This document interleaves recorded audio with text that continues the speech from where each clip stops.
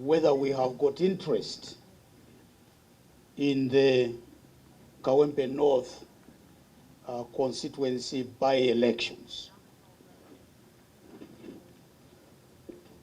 We are political players who would be interested in any competition, political competition in this country. But we also exercise some care while doing this. How would it look if we announced a candidate for Kawempe North just a few days after Segirinya is buried? It would seem as if we are actually we're waiting for Segirinya to die. And yet as a party, we wished him well. And so I think that we are going to allow the mourning period to pass.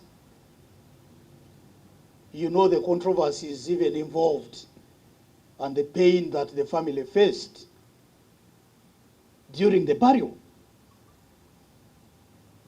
For us, we think this was the greatest embarrassment that we have experienced as a country among the political elite.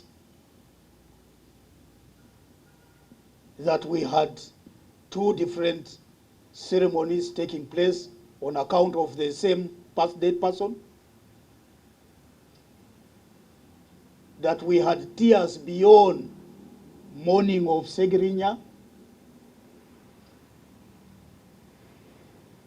So we are going to allow the family to mourn their dear one.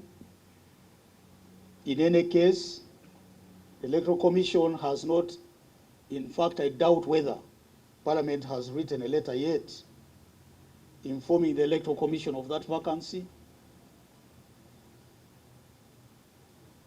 So we want to exercise some bit of restraint. But that said, the leadership of the party is going to sit. We listen to each other.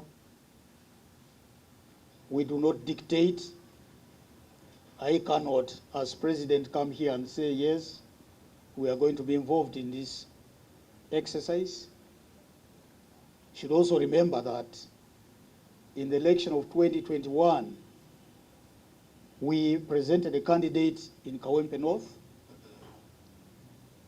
We have got to carry a survey of whether the ground has remained the same or it has shifted. So there are a number of considerations that are going to be taken before we finally make the announcement.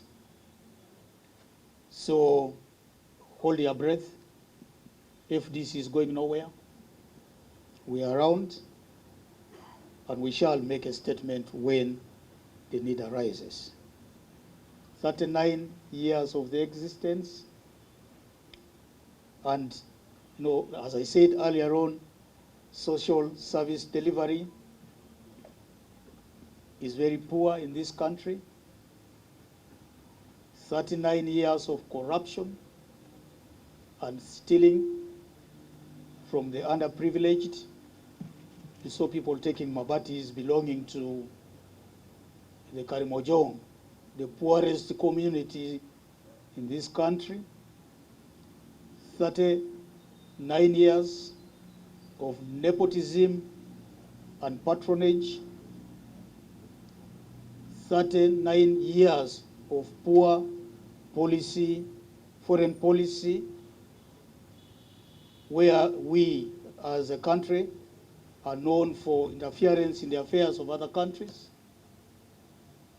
31 years of adulteration of the Constitution in order to foster a one-man rule indefinitely and to prepare for a continuation family rule. 31 years of youth, 39 years of youth suffering without jobs, qualifying from universities, paying for their education, and they cannot be meaningfully employed. So there is an array of things that can be said in relation to the failure of the NRM. 39 years of lack of democracy, the rule of law, lack of respect for human rights, where people are taken, to court just like that, to any court. What is there good to be said about NRM? And that is why we as a political organization